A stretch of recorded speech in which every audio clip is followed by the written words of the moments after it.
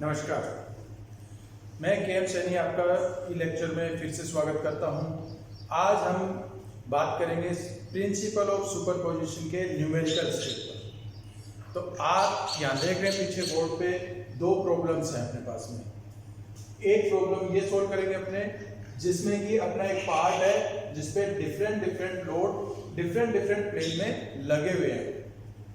तो अपनी प्रॉब्लम क्या है कि एक पार्ट है जिसपे कि लोड 45 किलो न्यूटन का लोड ए पॉइंट पे लगा हुआ है, 20 किलो न्यूटन का लोड बी पॉइंट पे लगा हुआ है और सी पॉइंट पे 30 किलो न्यूटन का लोड लगा हुआ है और दूसरे एंड पे डी पॉइंट पे 55 किलो न्यूटन का लोड लगा हुआ है। जैसा कि आप देख पा रहे हैं इसमें कि लोड है वो दोनों डायरेक्शन में लगे हुए हैं। तो सबसे पहले हम ये प्रॉब्लम देखते हैं कि किस टाइप की प्रॉब्लम है। तो यहाँ हम देख रहे हैं कि डिफरेंट क्रॉस सेक्शन है, तीनों सेक्शन का डिफरेंट डायमीटर है, तो डिफरेंट सेक्शन हुआ अपना, और डिफरेंट लोड है तो लोड भी डिफरेंट हुआ। तो ऐसी प्रॉब्लम को सोल्व करने के लिए सबसे पहले अपने प्रॉब्लम में क्या क्या गिवन है, अपने को गिवन डेटा को एक लिस्ट बनानी होती है अपने को। तो सबसे पहले अपने पास में गिवन है D1, सेक्शन 1 का डायमीटर है 30 mm, सेक्शन 2 का जो डायमीटर है वो है 35 mm और सेक्शन 3 जो है उसका डायमीटर है 30 mm और कोरस्पॉन्डिंग इनकी लेंथ भी अपने को गिवन है 1 मीटर, 1.2 मीटर और 1 मीटर। तो इनको अपन ने यहाँ पे mm में नोट कर लिया है और इन सब के साथ में ये भी अपने को दिया है कि ये सारा जो पार्ट है वो एक ही मटेरियल से बना हुआ है और उसका इलास्टिक कांस्टेंट E की वैल्यू है 205 किलो न्यूटन पर mm स्क्वायर। तो अपने को E की वैल्यू भी गिवन है। अब अपने को फाइंड आउट क्या करना है, फाइंड आउट करना है कि इस कंडीशन में इस पार्ट का डिफॉर्मेशन कितना होगा, डेल्टा कितना होगा। तो चलिए सोल्व करते हैं इस प्रॉब्लम को। तो सबसे पहले तो हम इसकी इक्विलिब्रियम कंडीशन को चेक करते हैं कि अपना पार्ट इक्विलिब्रियम में है या नहीं। तो उसके लिए अपने हॉरिजॉन्टल फोर्सेस का इक्विलिब्रियम चेक करेंगे। तो यहां इस केस में अपने पास में हॉरिजॉन्टल फोर्सेस जो है वो है 45 किलो न्यूटन लेफ्ट साइड। तो लेफ्ट साइड में जाने वाले फोर्सेस को एक साइड और राइट साइड में जाने वाले फोर्सेस को एक साइड अपने रखते हैं और दोनों साइड अगर बराबर हैं तो अपना पार्ट इक्विलिब्रियम कंडीशन में है। चलिए 45 किलो न्यूटन और 30 किलो न्यूटन और राइट साइड वाले फोर्सेस हैं 55 और 20 प्लस 55 75 इक्वल्स टू 75। तो इसका मतलब यह है कि हमारा पार्ट जो है इक्विलिब्रियम कंडीशन में है और हम आगे प्रोसीड कर सकते हैं। इक्विलिब्रियम चेक होने के बाद में हम इसके क्रॉस सेक्शनल एरिया कैलकुलेट कर लेते हैं। A1 π/4 30 का स्क्वायर, A2 है π/4 35 का स्क्वायर और A3 है π/4 30 का स्क्वायर। तो ये कैलकुलेशन जब हमने की तो ये हमारे पास में इसके एरियाज की वैल्यू है अभी। तो मैं ये कैलकुलेशन करके सीधे ही लिख देता हूं यहाँ पे। तो अपने पास में ये वैल्यू जो आई है वो आई है 7068.6 mm²। ये जो वैल्यू आई है ये आई है 762.11 mm² और ये 706.86 mm²। इसको आप क्रॉस चेक करेंगे कि कहीं कैलकुलेशन में मिस्टेक तो नहीं होगी। तो तो हम यहाँ जो भी कैलकुलेशन करेंगे उसको आप अपने कैलकुलेटर से क्रॉस चेक करते हुए चलेंगे।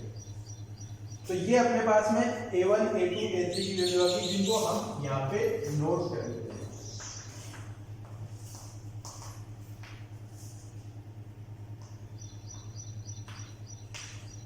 A2 है,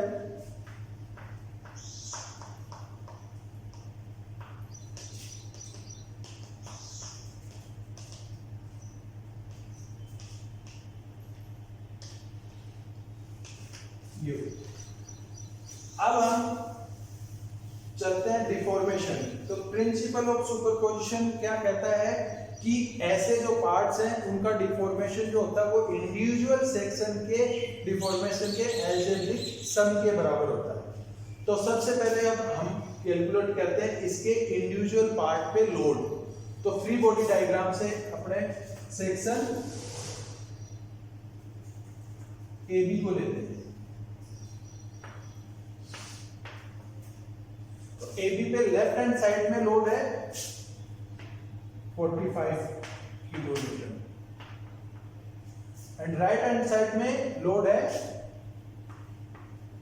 20 माइनस 30 प्लस 55। तो इसको सॉल्व करेंगे तो ये अपने पास में आएगा 45 किलो न्यूटन। ये अपना फर्स्ट हो गया। तो P1 क्या हो गया 45 किलो न्यूटन। इसी प्रकार दूसरे सेक्शन का अपने फ्री बॉडी डायग्राम बनाएंगे।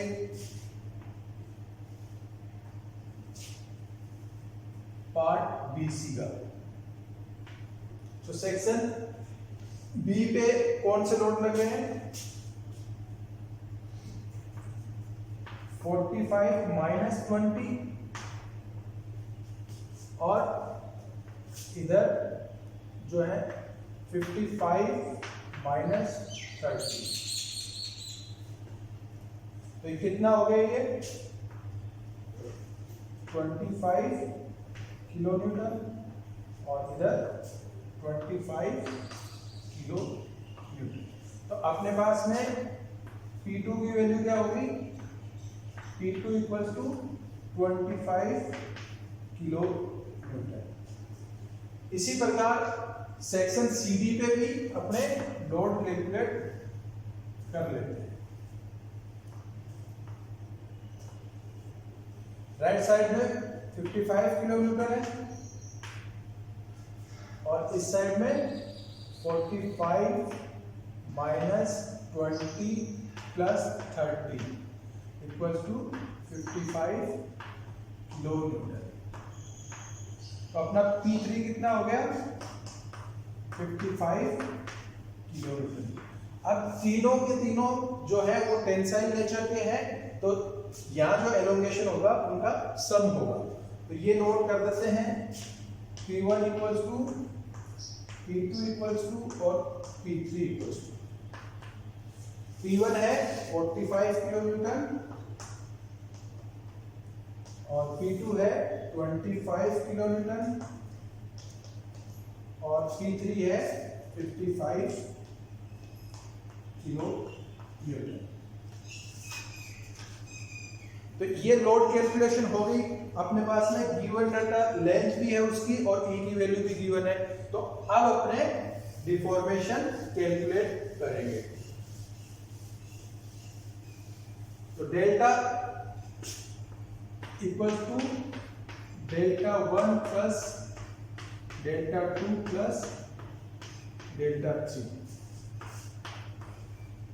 ये अपनी इक्वेशन होगी। यहां डेल्टा 1 बराबर क्या होगा P1 L1 A1 E और डेल्टा 2 बराबर P2 L2 A2 E और डेल्टा 3 बराबर P3 L3 A3 E। अब अपने पास में P1 भी कैलकुलेट कर चुके अपने, L1 है, A1 कैलकुलेट कर चुके, E की वैल्यू गिवन है। तो अब कोरस्पॉन्डिंग वैल्यूज अपने यहाँ पुट करते हुए इसको सोल्व करेंगे। तो कोरस्पॉन्डिंग वैल्यू P1 की वैल्यू है 45 और किलो न्यूटन में है तो इंटू L1 की वैल्यू है 1 मीटर 1000 mm। A1 की वैल्यू अपन ने जो कैलकुलेट की है वो है 706.86 mm।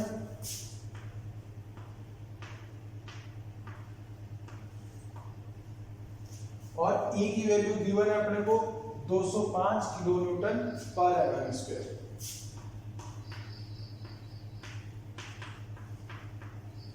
किलो को हटा दिया अपन ने और ये वैल्यू। अब इसको सोल्व करेंगे अपने कैलकुलेटर से। जब इसको सोल्व करेंगे तो अपने पास में इसकी वैल्यू आएगी 0.311 mm। आप ये कैलकुलेटर से चेक कर ले, हो सकता हो कि मेरे से मिस्टेक हो गई हो या मेरी कैलकुलेशन में एरर हो सकती है। अगर आप कैलकुलेटर से क्रॉस चेक करते हैं तो आप अपने कैलकुलेटर की स्पीड भी बढ़ा सकते हैं। और स्ट्रेंथ ऑफ मटेरियल में न्यूमेरिकल सोल्व करने में आपकी स्पीड होना बहुत जरूरी है। तो इन चीजों को सोल्व करने के लिए आप कैलकुलेटर पे प्रैक्टिस जरूर करें। इसी प्रकार दूसरे में अपने वैल्यू पुट करेंगे तो P2 की वैल्यू अपने पास में है 25 किलो न्यूटन। ये किलो का सब्स्टिट्यूशन हटाने के लिए, और ये उसकी लेंथ है 1200 mm। उसका एरिया है 762 इंटू E की वैल्यू। इसको सोल्व करेंगे तो इसकी वैल्यू आएगी 0.152 mm। इसी प्रकार तीसरे को सोल्व करेंगे तो P3 की वैल्यू 55, लेंथ की वैल्यू 1000 और एरिया है 706.86। E की वैल्यू 205 और इसको सोल्व करेंगे तो ये आएगी 0.380 mm। तो अब अपने पास में डेल्टा 1, डेल्टा 2 और डेल्टा 3 की वैल्यू आ गई और तीनों टेंसाइल नेचर के फोर्सेस थे। तो ये एलोंगेशन में है तो कितना है टोटल, कितना एलोंगेशन होगा वो अपने ये वैल्यू यहाँ पे पुट करते हुए इनको